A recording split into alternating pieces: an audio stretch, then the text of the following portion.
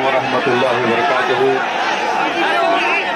सदर मोहतरम all India Muslim personal board हज़रत मौलाना खालिद सैफुल्लाह रहमानी साहब के नशीन बतशरीफ फरमा, कौम और मिल्लत के तंजीमों के जिम्मेदारान, मेरे साथी अरकान पार्लिमान, दीगर सियासी पार्टी के जिम्मेदार, मौजूद हाज़रीन इकराम, बुजुर्गान कौम और मिल्लत,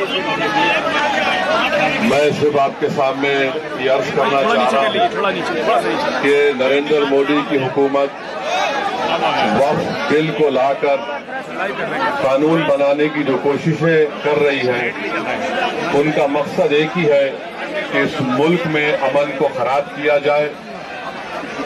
वजीर आजम का मकसद एक ही है कि मस्जिद और मंदिर के नाम पर आवाम हमेशा लड़ती रही, और उस बिल का मकसद ये नहीं है कि वक्फ की जायदादों को मजबूत किया जाए या उनकी हिफाजत की जाए।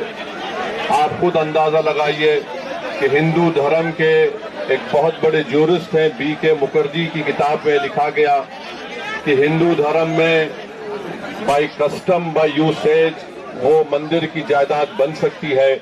तो नरेंद्र मोदी वक्फ के वक्फ बाई यूजर को इस तरह से खत्म कर रहे हैं कि अगर कोई डिस्प्यूट होगा या गवर्नमेंट प्रॉपर्टी होगी तो वक्फ बाई यूजर नहीं रहेगा।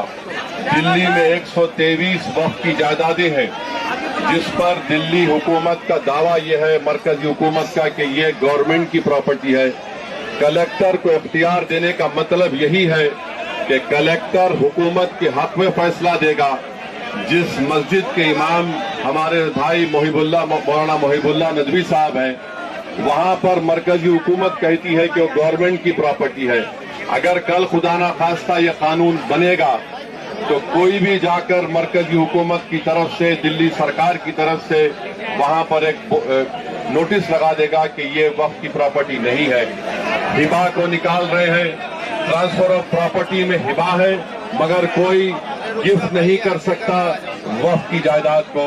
नरेंद्र मोदी आजकल भारत के हमारे फजीलतुल शेख बने हुए हैं और ये बता रहे हैं कि अगर कोई मुसलमान होता है तो उसको 5 साल तक वो वक्फ को नहीं दे सकता है। ये कहां से इनको मालूम हुआ?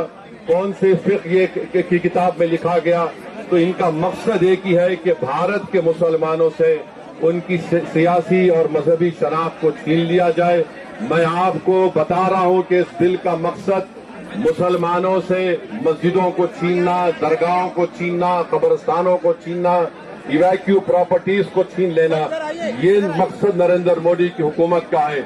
और हम कॉशन कर रहे हैं चंद्रबाबू नायडू को, हमारे पासवान साहब को और नीतीश कुमार को, याद रखिए दुनिया जब तक कायम रहेगी, अगर आप इस वक्त नाजुक वक्त में इस बिल की तायीद करेंगे तो आपको मुसलमान कभी नहीं माफ करेगा, क्योंकि आपकी तायीद की वजह से ये बिल कानून बनेगा।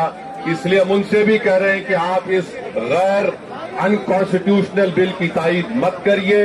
हमारा मुतालबा सिर्फ यही है, अगर हिंदू धर्म की प्रॉपर्टीज में, मंदिरों में, सिखों के गुरुद्वारा में कोई गैर सिख या गैर हिंदू मेंबर नहीं बन सकता तो मुसलमान के इस वक्त में क्यों बन सकता है?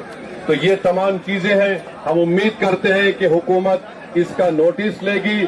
अगर नरेंद्र मोदी इस मुल्क के अमन को खराब करना चाहते हैं, वो मस्जिदों और मंदिरों के झगड़ों में इजाफा करना चाहते हैं, तो ये उनकी हुकूमत की जिम्मेदारी होगी।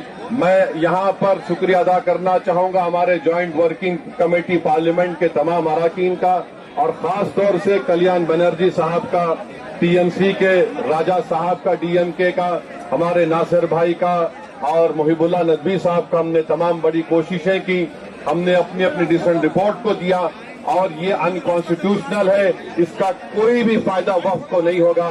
सिर्फ वक्फ बोर्ड को बर्बाद करने के लिए, वक्फ जायदादों को लूटने के लिए हुकूमत ये एंटी कॉन्स्टिट्यूशनल और एंटी मुस्लिम काम करने जा रही है। बहुत बहुत शुक्रिया।